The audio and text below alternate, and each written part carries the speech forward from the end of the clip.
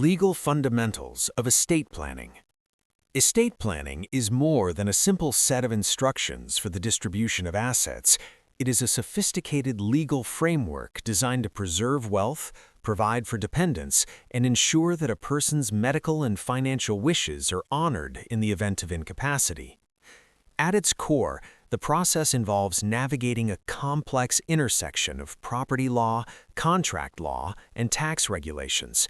By establishing a clear legal roadmap, individuals can avoid the pitfalls of intestacy, where state or provincial laws dictate asset distribution, and mitigate the potential for family disputes. Understanding the fundamental components, such as wills, trusts, and powers of attorney, is essential for creating a resilient and legally sound legacy. The last will and testament serves as the foundational document of any estate plan, acting as a legally binding declaration of how an individual's property should be managed and distributed after death.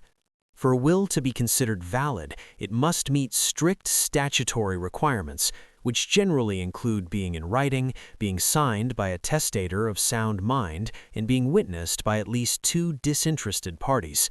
Beyond merely listing beneficiaries, a will allows for the appointment of a personal representative or executor who is tasked with the fiduciary duty of settling debts and distributing the remaining assets. Furthermore, it is the primary legal tool for naming guardians for minor children, ensuring that their care is not left to the discretion of the court. The probate process. Probate is the court-supervised legal procedure through which a will is authenticated, the deceased's debts are paid, and the remaining assets are officially transferred to heirs. While probate provides a transparent and orderly transition of ownership, it is often a public, time-consuming, and costly process that many seek to minimize through strategic planning. During probate, the court confirms the executor's authority and provides a forum for creditors to make claims against the estate. If a person dies without a will, known as dying intestate, the probate court must distribute the estate according to rigid statutory formulas, which may not align with the decedent's actual wishes or the specific needs of their survivors. The role of trusts. Trusts represent a versatile legal arrangement where a settlor transfers legal title of assets to a trustee to be managed for the benefit of specific beneficiaries.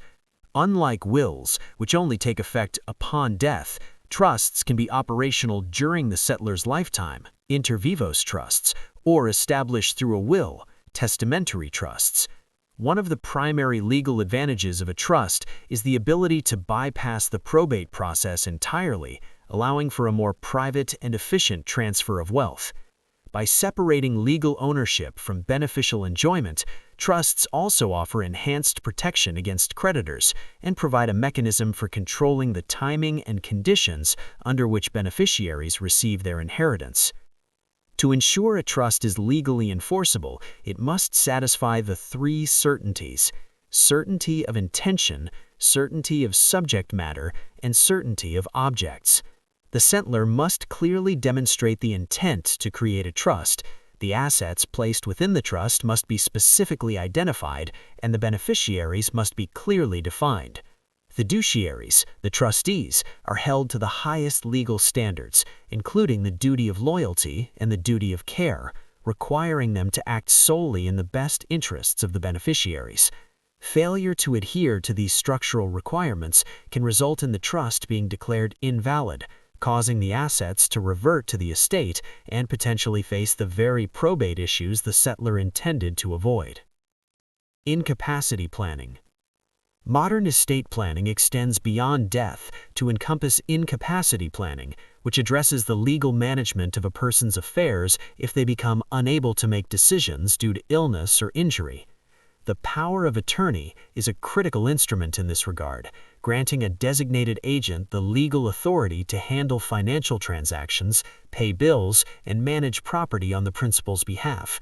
Without a valid power of attorney in place, family members may be forced to petition the court for a guardianship or conservatorship, a process that is often intrusive, expensive, and subject to ongoing judicial oversight. Similarly, Healthcare directives, or personal directives, allow individuals to articulate their medical preferences and appoint a healthcare proxy to make life-sustaining decisions.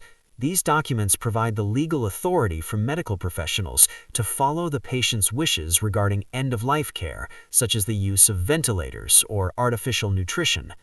By formalizing these preferences, individuals protect their autonomy and relieve loved ones of the immense emotional burden of making life-altering choices without guidance. Legally, these directives serve as a shield against potential litigation and ensure that the individual's bodily integrity and personal values are respected, even when they cannot speak for themselves. Beneficiary designations and asset titling. An often overlooked fundamental of estate planning is the legal supremacy of beneficiary designations and asset titling over the instructions contained in a will. Assets such as life insurance policies, 401k accounts, and transfer-on-death bank accounts pass directly to the named beneficiary by operation of contract law, completely bypassing the probate estate. If a will directs an asset to person A, but the account's beneficiary designation still lists person B, the legal designation on the account almost always prevails. Therefore, a legally sound estate plan requires meticulous coordination to ensure that all contractual designations are updated and synchronized with the overall objectives of the will and trust.